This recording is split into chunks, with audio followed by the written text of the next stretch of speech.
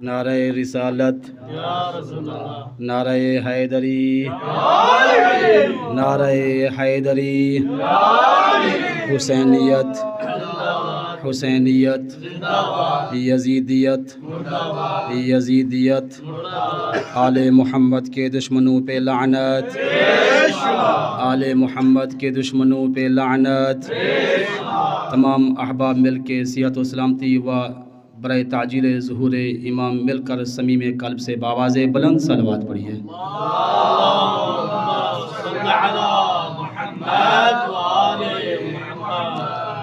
اللہم صلی علی محمد و آل محمد، اللہم صلی علی محمد و آل محمد، اللہم صلی علی محمد و آل محمد، اللہم عرفنی نفسک فإنکا ان لم تعرفنی نفسک لم اعرف رسولک، اللہم عرفنی نبیک فإنکا ان لم تعرفنی نبیک لم اعرف حجتک، اللہم عرفنی حجتک فإنکا ان لم تعرفنی حجتک ضللت عن دینی، اللہم لا تمتنی میتۃ جاہلیہ، اللہم عجل لولیک الفرج، اللہم عجل لولیک الفرج، اللہم عجل لولیک الفرج۔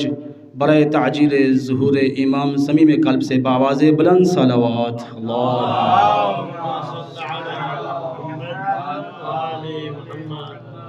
ماشاء اللہ لا حول ولا قوة الا باللہ العلی العظیم۔ اعوذ باللہ من الشیطان الرجیم، بسم اللہ الرحمن الرحیم۔ الحمد للہ وله الاسماء الحسنى، والصلاة والسلام على نبیہ المصطفى وعلى وصیہ ووزیرہ وخلیفتہ المرتضی وعلى بنتہ سیدۃ نساء العالمین فاطمۃ الزہراء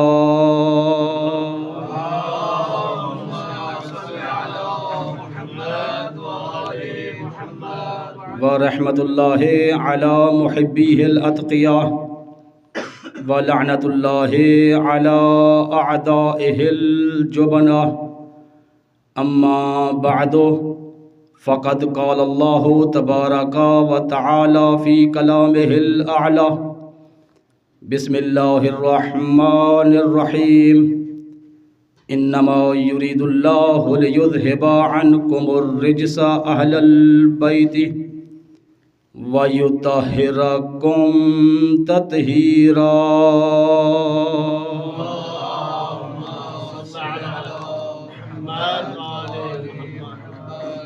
بار دیگر تمام مومنین مل کر بآواز بلند صلوات پڑھیے۔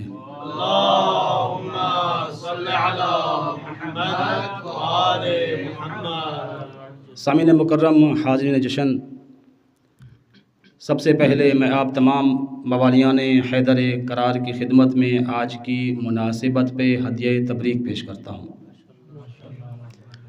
بلکہ اگر یوں کہا جائے تو زیادہ مناسب ہے کہ آج ہم سب مل کر جوار امیر المومنین میں بیٹھ کر حضرت علی ابن ابی طالب کی بارگاہ عالیہ میں ان کی بیٹی جناب زینب عالیہ کی ولادت با سعادت کے موقع پہ تہنیت و تبریک پیش کرتے ہیں۔ سامعین مکرم، سماعت سید تمام مومنین اکرام، اجازت ہو تو لب کھولوں، عقل و خرد کے میزان میں تاریخ و احادیث کے گوہر تولوں، مودت بھری سماعت کو عقیدت کے دھاگے میں پرولوں، منتشر ذہنوں میں مناقب کے رس گھولوں، تب جا کے کہیں ثانی زہرا عقیلہ بنی ہاشم کی شان میں کچھ بولوں۔ زندہ سلامت رہیں، آباد شاد رہیں۔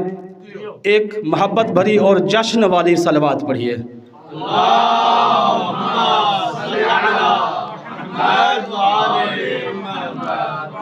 سامعین مکرم،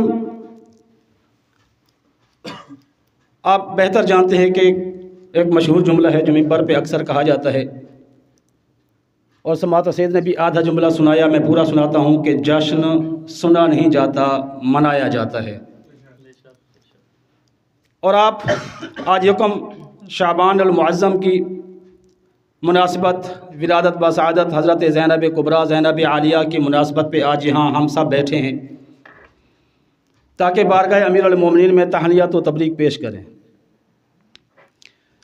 جناب سیدہ زینب سلام اللہ علیہ کی عظمت کے کوئی محدود پہلو نہیں ہیں کہ چند ساعتوں میں، چند دقیقوں میں، چند منٹوں میں ان کو بیان کر کے کسی کی زحمت کو تمام کیا جائے۔ اگر کوئی خطیب اختصار کے ساتھ اپنا معافی ضمیر بیان کرتا ہے تو اس کا مطلب یہ نہیں ہوتا کہ جس ہستی کے فضائل بیان کر رہا ہے اس کے فضائل ہی اتنا ہے، نہیں، بلکہ حقیقت یہ ہوتی ہے کہ فضیل اگر خطیب کسی کے فضائل کم وقت میں بیان کرے اس کا مطلب ہے اس خطیب کی معرفت ہی اتنی ہے۔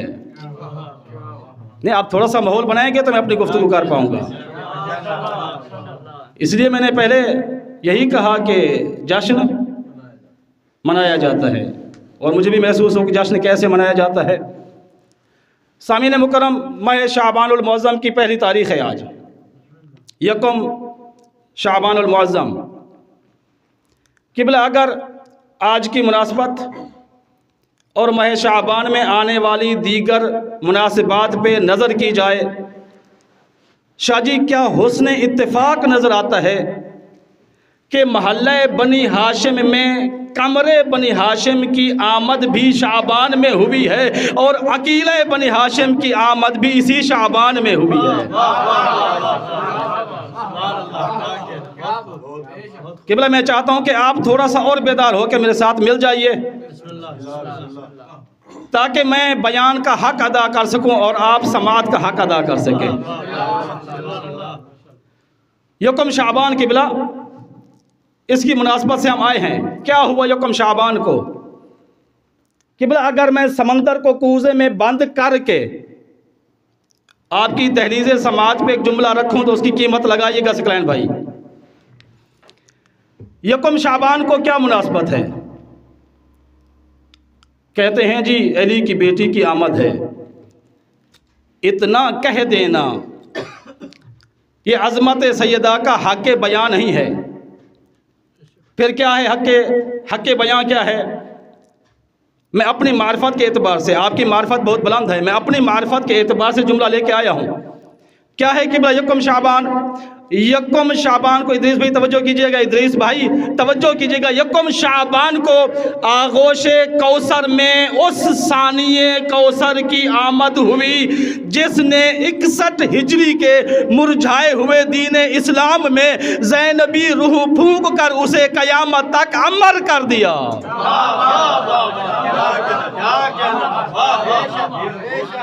مل کے صلوات پڑھیے بر محمد و آل محمد۔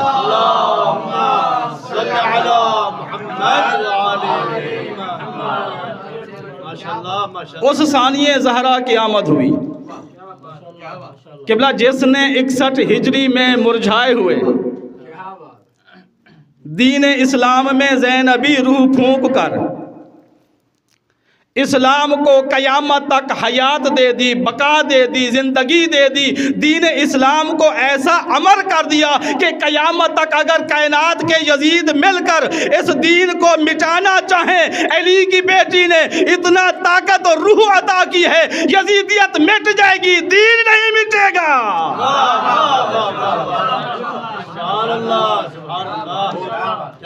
اچھا ایک خوبصورت سا نعرہ سنائیں تاکہ میں آگے اور کچھ بیان کر سکوں۔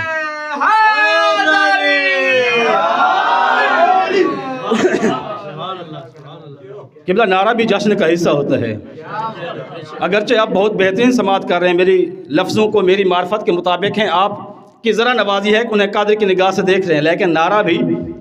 اچھا اپنی اگلی گفتگو کو آگے بڑھانے سے پہلے ایک جملہ کہنا چاہتا ہوں۔ قبلہ قرآن مجید نے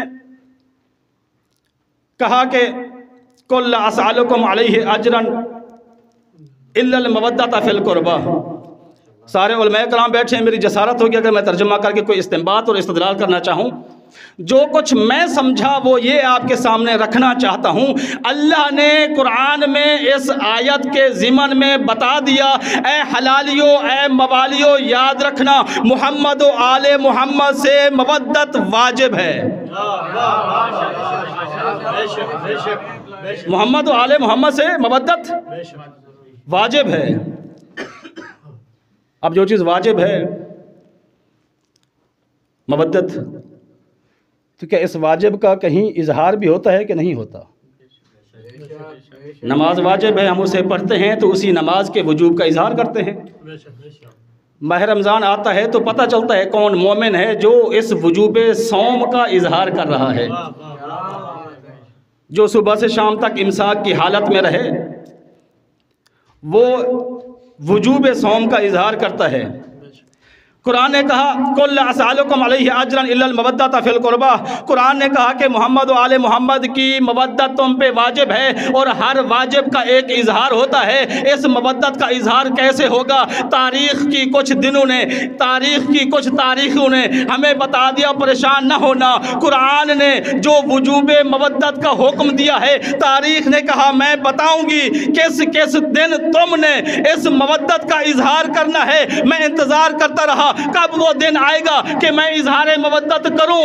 12 ربیع الاول 17 ربیع الاول آئی، تاریخ نے کہا اب اٹھ آمادہ ہو جا، رسول آ گئے، محمد آ گئے، ان کا اظہار مودت کر۔ 13 رجب آئی، بتایا علی سے اظہار مودت کر۔ 20 جمادی الثانی، توجہ کیجئے گا، 20 جمادی الثانی آئی، اس نے بتایا علی سے اظہار مودت کر۔ 20 جمادی الثانی نے کہا زہرا سے اظہار مودت کر۔ یکم شعبان نے آ کر آج ہم سب کو بتایا زینب آ گئی، اظہار مودت کا۔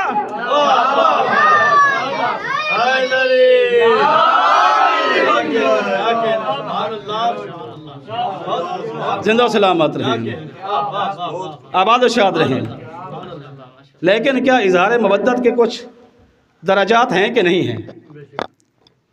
اظہار مودت، وجوب مودت کے بعد مرحلہ ہے اظہار مودت کا۔ قبلہ فیضان صاحب، اس اظہار مودت کے کچھ درجات ہیں کہ نہیں ہیں؟ درجات کیا ہیں قبلہ؟ جب ذکر مودت ہو رہا ہوتا ہے، وجوب مودت کس کے لیے؟ محمد و آل محمد کے لیے۔ اظہار مودت کس چیز کا؟ ان کی مودت کا۔ اور جب محمد و آل محمد کا ذکر ہو رہا ہوتا ہے، جتنے بھی حلالی موالی مومن اس ذکر میں بیٹھ کر اس ذکر کو سماعت کر رہے ہوتے ہیں۔ قبلہ میں بیان کر رہا ہوں کہ اظہار مودت کے درجات ہیں۔ جتنے بھی حلالی موالی بیٹھ کر ذکر محمد و آل محمد سماعت فرما رہے ہوتے ہیں، ہر ایک اظہار مودت ضرور کرتا ہے، لیکن اظہار میں فرق ہوتا ہے۔ اس لیے کہ جب جملہ سنتے ہیں، بعض ایسے مومن ہوتے ہیں اظہار مودت کرتے ہیں لیکن فقط سر ہلا کر، بعض لوگ ہوتے ہیں جو ماشاءاللہ کہہ کر اظہار مودت کرتے ہیں، تو معلوم ہوا ذکر اہل بیت میں سر ہلا دینا یہ بھی اظہار مودت ہے، اور ذکر اہل بیت میں زبان پہ لگے تالو کو توڑ کر نعرے لگا دینا یہ بھی اظہار مودت ہے۔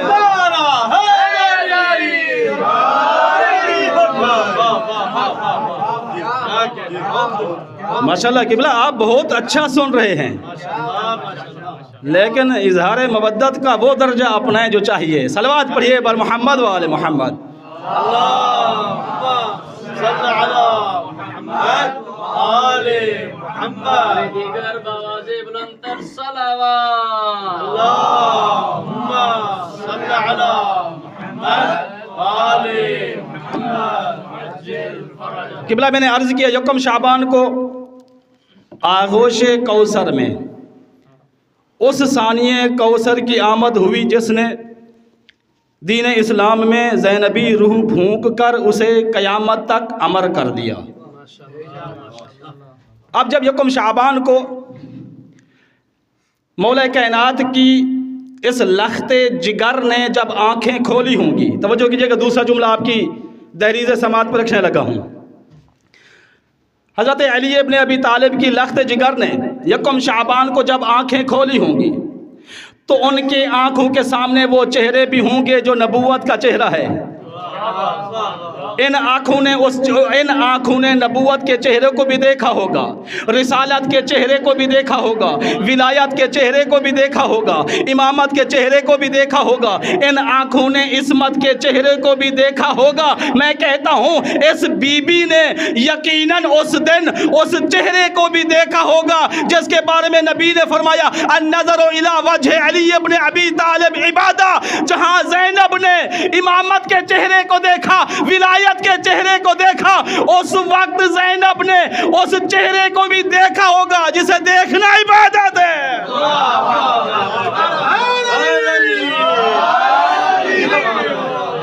زندہ سلامت رہیں.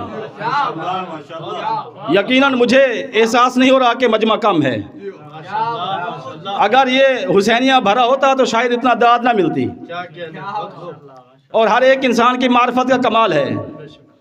قبلہ میں نے عرض کی یکم شعبان کو بی بی نے وہ چہرہ بھی دیکھا ہوگا جس چہرے کو دیکھنا عبادت ہے. جو آتے ہی دیکھنے کی عبادت کر لے اسے زینب کہتے ہیں. اور یہ تو تاریخ ہے اہل بیت کی. ان کے گھر میں جو بھی پیدا ہوتا ہے آتے ہی عبادت کرتا ہے. اس چیپٹر میں نہیں جانا چاہتا, آپ بہتر جانتے ہیں. قبلہ شاہ جی میں نے عرض کیا یکم شعبان کو خانہ خدا میں پیدا ہونے والے علی کے گھر میں اس بچی کی ولادت ہوئی. تیسرا جملہ آپ کی دلیل معرفت پہ رکھ رہا ہوں, توجہ کیجئے گا. تیسرا جملہ قبلہ یکم شعبان کو, اور مجھے شاید 5 سے 7 منٹ ہوئے ابھی گفتگو کرتے ہوئے, اور آپ نے حق سماعت ادا کر دیا. اب ضرورت نہیں ہے کہ اسے زیادہ بیان کیا جائے, لیکن جو کہ مناسبت ہے اور شاہ صاحب کا حکم بھی ہے, آپ نے تو اپنا اظہار مودت کر دیا, کچھ نہ کچھ میں نے بھی تو کرنا ہے. قبلہ یکم شعبان کو خانہ خدا میں پیدا ہونے والے علی کے گھر میں اس بچی کی ولادت ہوئی. آپ جانتے ہیں کہ یہ تو انسانوں میں رواج پایا جاتا ہے. کوئی بھی انسان ہو, چاہے وہ کسی مذہب کو مانتا ہو یا نہ مانتا ہو, یہ معاشرہ سماج انسانی کا ایک رواج ہے. جب کسی کے ہاں بچی یا بچہ پیدا ہوتا ہے تو سب سے پہلے اس کے لیے نام کا انتخاب کیا جاتا ہے. نام کا انتخاب کیا جاتا ہے. کون نام رکھتا ہے؟ یا دادا نام رکھتا ہے, یا نانا نام رکھتا ہے, یا کوئی چچا نام رکھتا ہے, یا کوئی ماموں اس بچے کا نام تجویز کرتا ہے. کوئی نہ ہو ماں رکھ دیتی ہے یا باپ رکھ دیتا ہے. یہ بھی نہ ہوں تو پھر یا بہن نام رکھتی ہے یا بھائی. تو دیکھا یہ جاتا ہے کہ اس خاندان میں جو سب سے زیادہ برتر رتبہ رکھتا ہو اسے کہا جاتا ہے کہ آپ نام رکھیں. میں نے کہا کوئی بھی سماج ہو, چاہے جاہلیت کا سماج ہو, ان کے اعتبار سے برتری کا معیار وہی ہوگا. جیسے کہ کہا جاتا ہے کہ ابو جہل جو بھی بچہ پیدا ہوتا تھا سرما لے کے آ جاتا تھا. ایک مرتبہ علی کے پاس بھی آ گیا. جب علی کے آنکھوں میں سرما لگانے لگا تو تاریخ کہتی ہے وہ سرما تو نہ پہنا سکا, لیکن تاریخ کہتی ہے اس کے بعد چلتا یوں تھا, دیکھتا اس طرف تھا.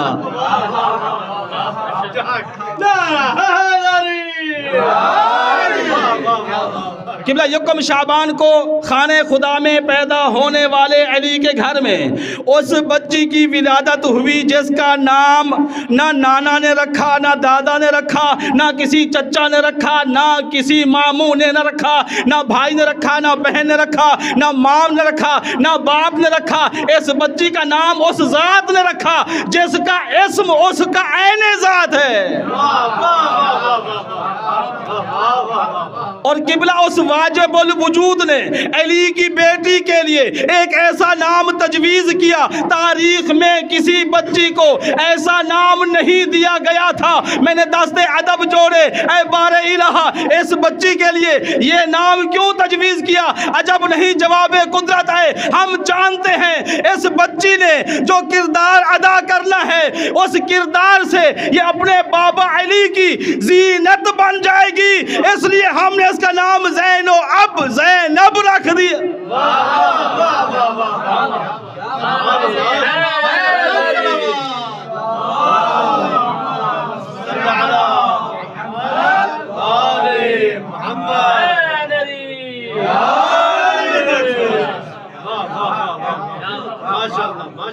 گھبرا تو نہیں گئے؟ اجازت ہے ایک دو جملے اور؟ اپنے بابا کے لیے زینت بن جائے گی۔ قبلہ زینت کی دو قسمیں ہوتی ہیں، ایک زینت ظاہری ہوتی ہے اور ایک زینت باطنی ہوتی ہے۔ ایک زینت مادی ہوتی ہے اور ایک زینت معنوی ہوتی ہے۔ علماء اکرام بیٹھے ہیں، مجھے لفظ ایسے لے کے آنے چاہیے تاکہ آپ کے احترام کو ملوز خاطر رکھا جائے۔ جہاں تک قبلہ زینت مادی یا زینت ظاہری کا تعلق ہے، کہا جاتا ہے کہ اس کا تعلق ہر انسان کے سکلین بھی ہر انسان کے ذوق سے ہے۔ جس کا جو ذوق ہے وہ چیز اس کے لیے زینت قرار پائے گی۔ اگر کوئی انسان ویڈیو بنانے کا ذوق رکھتا ہے تو وہ اس کے لیے زینت، اگر کوئی شعر پڑھنے کو پسند کرتا ہے تو شعر پڑھنا اس کے لیے زینت، اگر کوئی انسان گھڑی کو پسند کرتا ہے تو گھڑی اس کے لیے زینت، اگر موبائل کو پسند کرتا ہے موبائل اس کے لیے زینت، اگر گاڑی کو پسند کرتا ہے تو گاڑی اس کے لیے زینت، اگر کوئی لباس کو پسند کرتا ہے لباس اس کے لیے زینت، اگر کوئی گھر کو پسند کرتا ہے تو گھر اس کے لیے زینت، اگر کوئی دوستوں کو پسند کرتا ہے تو دوست اس کے لیے زینت۔ یہ جو زینت ظاہری ہے اس کا تعلق ذوق انسانی سے ہے۔ انسان جس چیز کو زینت سمجھتا ہے اسی کو زینت بناتا ہے، یہ ہے زینت ظاہری۔ لیکن زینت باطنی یہ الگ چیز ہے۔ زینت باطنی کا تعلق انسان کے ذوق سے نہیں ہے۔ باطنی زینت کا مصداق بھی باطنی امور ہوتے ہیں، اور معنوی زینت کا مصداق بھی معنوی امور ہوتے ہیں۔ آپ کو روایات کا تھوڑا سا سفر کرانا چاہتا ہوں۔ قبلہ روایات میں ملتا ہے کثرت البکاء زینت الخوف، بارگاہ الہی میں خوف کی حالت میں کثرت بکا کرنا یہ خوف الہی کی زینت ہے۔ حسن الادب زینت العقل، اچھا ادب اپنانا یہ عقل کی زینت ہے۔ السکینہ تو زینت العبادہ، پرسکون ہو کے عبادت کرنا، پرسکون ہونا یہ زینت ہے عبادت کی۔ بذل الموجود زینت الیقین، اللہ کی راہ میں جو کچھ آپ کے پاس ہے اللہ کی راہ میں خرچ کر دینا یہ اس ذات پہ یقین کی زینت ہے۔ الایثار و زینت الزہد، ایثار زہد کی زینت ہے۔ الخشوع زینت الصلاح، خشوع نماز کی زینت ہے۔ الصبر زینت البلا، بلا کی زینت کو صبر کہا جاتا ہے۔ الشکر زینت الغنا، بے نیازی کی زینت کو بے نیازی کی زینت کو شکر کہا جاتا ہے۔ الفصاحت زینت الکلام، العدل زینت الایمان۔ قبلہ روایات نے یہ زینتیں بیان کی ہیں۔ کون سی چیز کس کے لیے زینت ہے؟ خشوع نماز کے لیے زینت ہے، صبر بلا کے لیے زینت ہے، شکر بے نیازی کے لیے زینت ہے، فصاحت کلام کے لیے زینت ہے، عدل ایمان کے لیے زینت ہے۔ یہ روایت یہاں رکی، اس سے آگے نبی نے ارشاد فرمایا زینت الارض رجال و زینت الرجال علی، زمین کی زینت کا نام علی، زمین کی زینت کا نام رجال ہے، مرد ہے، مردوں کی زینت کا نام علی ہے۔ نبی رکے، اللہ نے کہا اے محمد مصطفیٰ زمین کی زینت کا نام رجال ہے، رجال کی زینت کو علی کہتے ہیں۔ اللہ نے زینب نام رکھ کے بتا دیا اے علی تو کائنات کی زینت ہے، یہ تیری بیٹی زینب تیری زینت ہے۔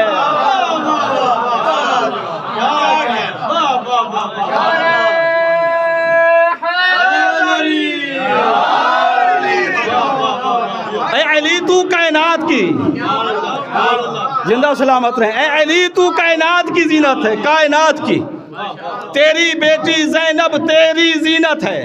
قرآن کہتا ہے المال والبنون زینت الحیات الدنیا، توجہ ہے، المال والبنون زینت الحیات الدنیا۔ قرآن نے کہا یہ جو زندگی ہے اس کی زینت دو چیزوں سے ہوتی ہے، یا مال سے ہوتی ہے یا بیٹوں سے، اولاد سے نہیں، بنون بیٹوں سے۔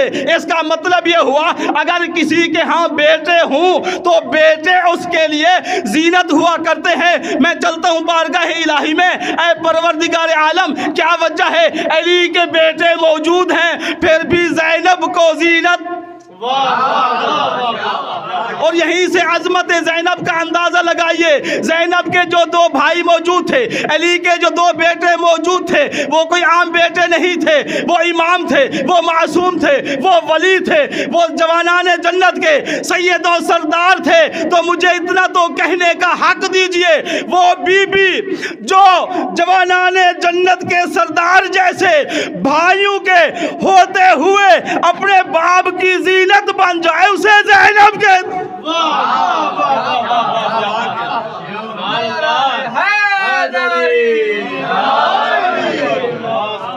ایک صلوات پڑھیے بر محمد و آل محمد.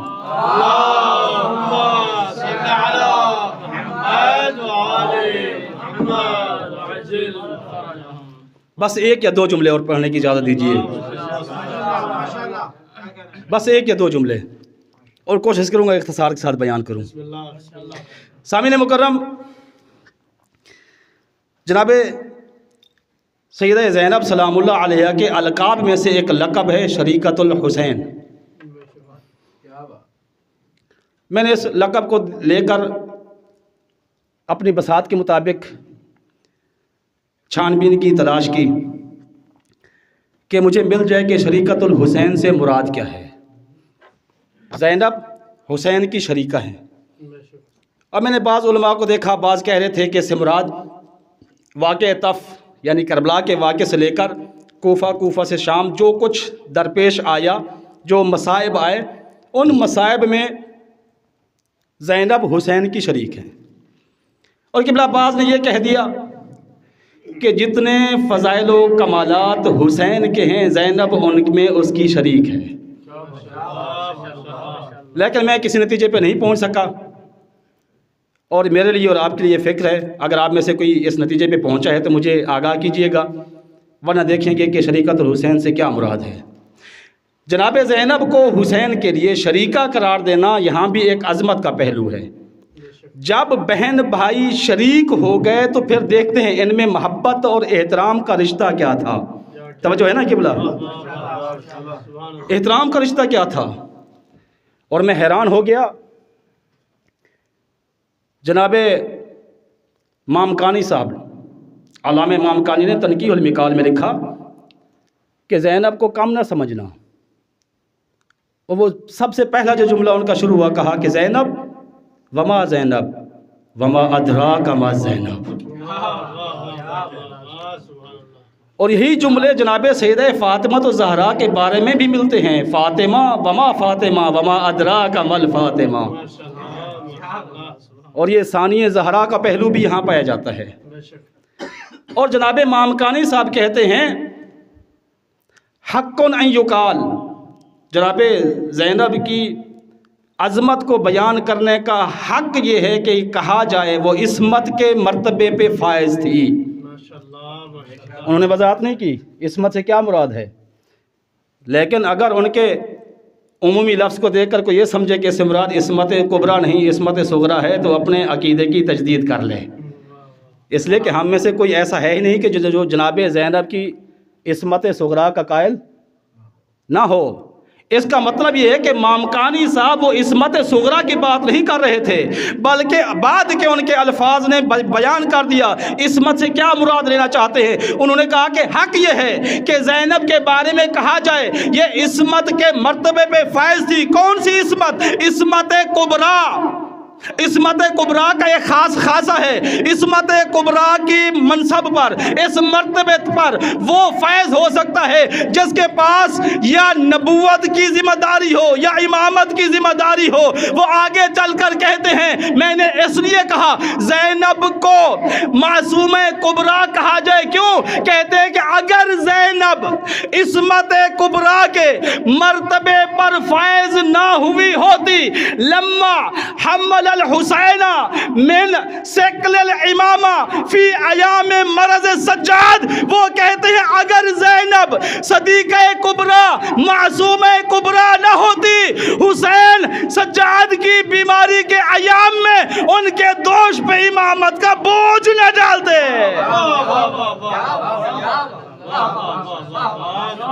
قبلہ اور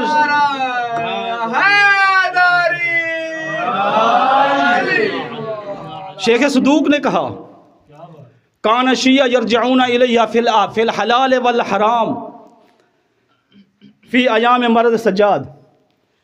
امام سجاد علیہ السلام کے جو بیماری کے ایام تھے، ان ایام میں جناب زینب کبریٰ کو امام حسین کی طرف سے نیابت خاصہ تھی. نیابت خاصہ تھی قبلہ. اور شیخ صدوق علیہ الرحمہ فرماتے ہیں ان ایام میں شیعہ جب حلال اور حرام یعنی شریعت کی معرفت کے محتاج ہوتے تھے تو وہ علی زادی، علی کی بیٹی زینب کبریٰ کے پاس آتے تھے. تو مجھے کہنے دیجئے یہاں سے معلوم ہوا زینب کبریٰ کی عظمت کتنی ہے، ان کا مقام کتنا ہے. کیوں کہا مامکانی صاحب نے زینب وما زینب وما ادراک ما زینب؟ اس لیے کہ جو ان کی فضیلت ہے ہم انہیں سمجھ نہیں سکتے یا قبول کرنے میں دشواری ہوتی ہے. شیخ صدوق نے کہا شریعت کے احکام بتاتی تھی. مامکانی صاحب نے کہا انہیں امامت کی ذمہ داری دی گئی. تو مجھے کہنے دیجئے پورے زمانے ہدایت میں ایک زمانہ ایسا بھی گزرا، اس زمانے میں ہدایت بھی زینب کے پاس، امامت بھی زینب کے پاس، شریعت بھی زینب کے پاس،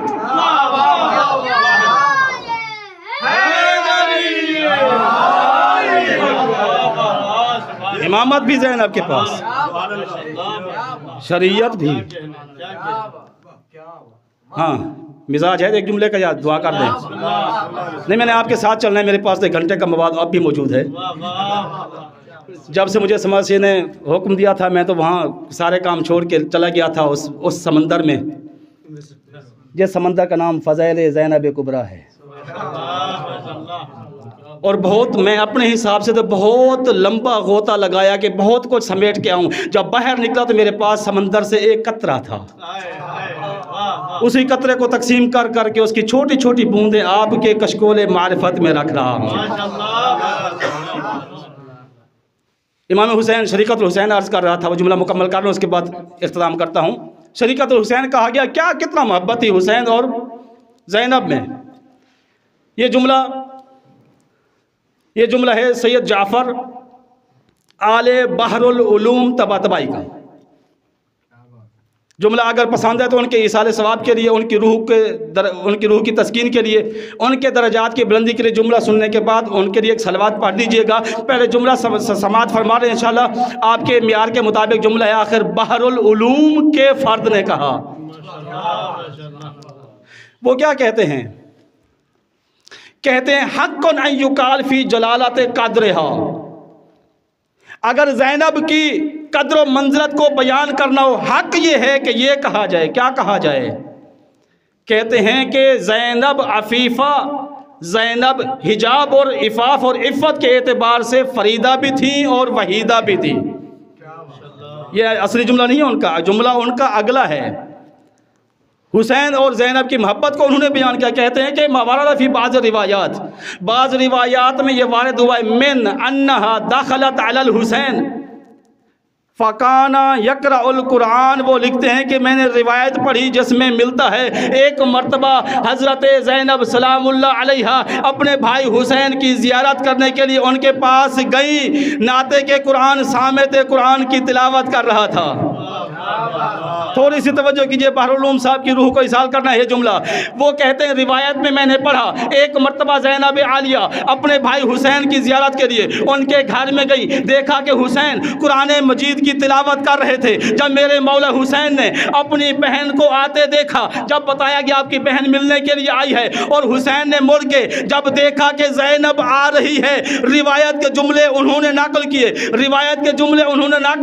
کہا کہ جب حسین نے زینب کو آتے ہوئے دیکھا فوضع القرآن وقام اجلالا لہا، حسین نے قرآن رکھ دیا، احترام میں کھڑے ہو گئے.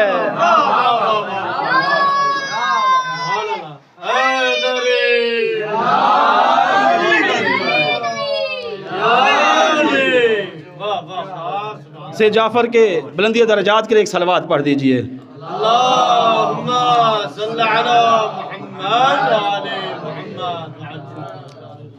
کہتے ہیں ایک مرتبہ امام حسین علیہ السلام گھر سے باہر، بچپن ہے 3-4 سال کا سان ہوگا شاید، طفولت کا لکھا ہے لفظ، گھر سے باہر تھے، گھر میں داخل ہوئے دیکھا کہ زینب سلام اللہ علیہ سو رہی ہیں اور ان کے اوپر سورج کی دھوپ پڑ رہی تھی۔ بھائی نے بہن کو دھوپ میں سویا ہوا دیکھا، حسین سے برداشت نہ ہوا۔ روایت کی لفظیں قبلہ روایت کہتے ہیں حسین اپنی بہن پہ سایہ کرنے کے لیے ادھر ادھر نہیں بھاگے، نہ کوئی کپڑا لے کے آئے کہ سایہ کروں، نہ کوئی خیمہ بنایا کہ سایہ کروں، نہ کوئی دیوار کھڑی کی سایہ کروں۔ روایت کی لفظیں حسین نے زینب پہ سایہ کرنے کے لیے خود کو زینب کے اوپر کھڑا کر دیا۔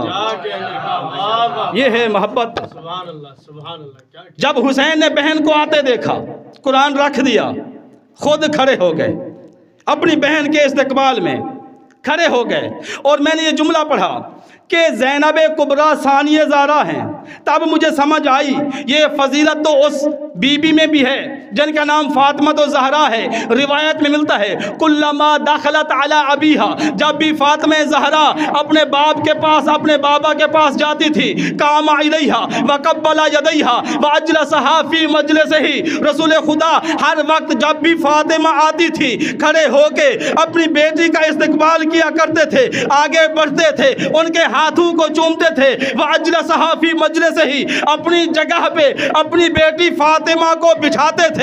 اور روایت جو میں نے پہلے سنائی کہ وضع القرآن وقام اجلال اللہ، جب زینب آئی امام کھڑے ہو گئے، جب فاطمہ آتی تھی نبی کھڑے ہو جاتے تھے، جب زینب آئی امام کھڑے ہو گئے، جب زینب آئی امام کھڑے ہو گئے۔ نانا کی سنت پہ عمل کیا۔ نانا کیا کرتا تھا؟ فاطمہ آتی تھی نبی کھڑے ہوتے، اپنی جگہ پہ اپنی بیٹی فاطمہ کو بٹھاتے۔ حسین نے اپنے نانا کی سنت پہ ایسے ہی عمل کیا۔ زینب آئی، حسین اٹھے، اپنی بہن کو اپنی جگہ پہ بٹھا دیا۔ ایک ہے زہرا، ایک ہے ثانیہ زہرا۔ مجھے کہنے دیجئے وہ ہستی جسے آتا دیکھ کر نبوت کھڑی ہو جائے اسے زہرا کہتے ہیں، اور جس کے لیے امامت اٹھ جائے اسے ثانیہ زہرا کہتے ہیں۔